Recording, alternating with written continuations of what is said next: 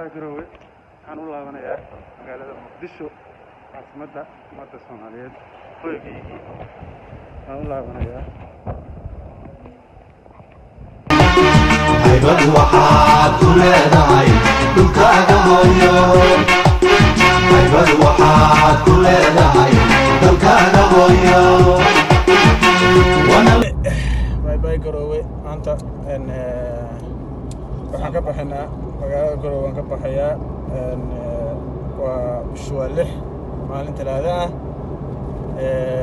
safar qaatay 2 bilood waan kaga soo maqnaa magaalada Muqdisho waan meelo badan ku soo maray balse bishii ugu dambeysay aan joogay magaalada Garowe hadda waxaan ku socdaa airportka insha Allah taala jidkan waa jidkii dheeraa oo isku xirayay Garowe ilaa Boosaaso tagay marka ilaahay nabadgeeyo safarka ilaahay noo fududeeyo wadanka abaar baan baa ka jirta ilaahay dadka abaarta ka dulqaado haybad waxaad ku leedahay dhulkaaga hooyo haybad waxaad ku leedahay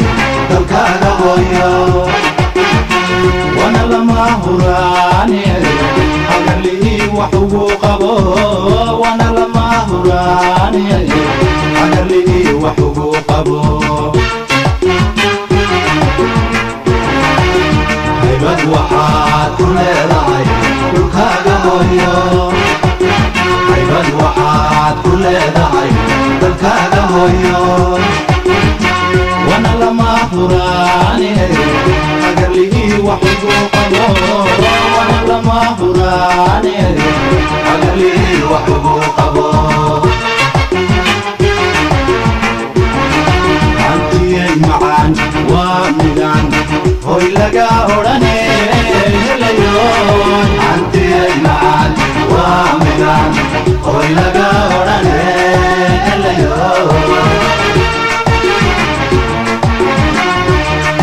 antiyay macaan waa midaan hoy laga odhane helayo antiyay macaan waa midaan hoy laga odhane helayo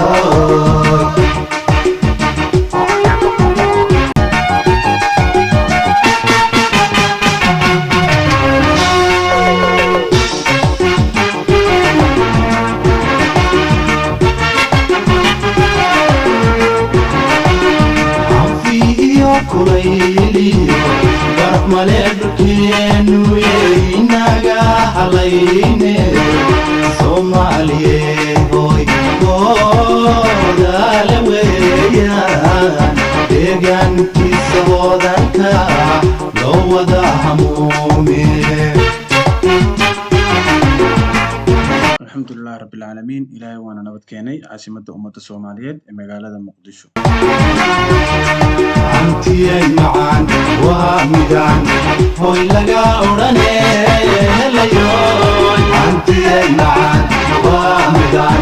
hoy